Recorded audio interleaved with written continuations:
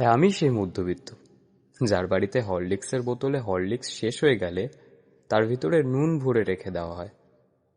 আমাদের গায়ে মধ্যবিত্ত শব্দটা আলাদাভাবে না লেখা থাকলেও আমাদের স্বভাব, আমাদের ব্যবহার, আমাদের ভালোবাসার ধরন আর আগলে রাখার ধরনই এসব বারবার মনে করিয়ে দেয় যে আমরা মধ্যবিত্ত। আমাদের মধ্যে যারা মধ্যবিত্ত আছে তাদের মুখে আর কিছু থাকুক আর না থাকুক, হাসিটা সবসময় থাকে। তাদের প্রত্যেকটা দিনের মধ্যে একঘেয়েমি থাকলেও তারা সেটা কাউকে বুঝতে দেয় না। আরে ধন দৌলত কম থাকতেই পারে, তাতে সমস্যা কোথায়? কিন্তু সম্মানটা হীরের চেয়ে অনেক বেশি আমাদের কাছে। আর এই 17 বছর বয়সে এসে মনে হয় যে মধ্যবিত্ত ঘরে জন্মানোটা পাপের নয়, কিন্তু মধ্যবিত্ত ঘরে জন্ম নিয়ে সারাটা জীবন মধ্যবিত্ত থাকাটা এইটা পাপের। কি কিছু ভুল বললাম?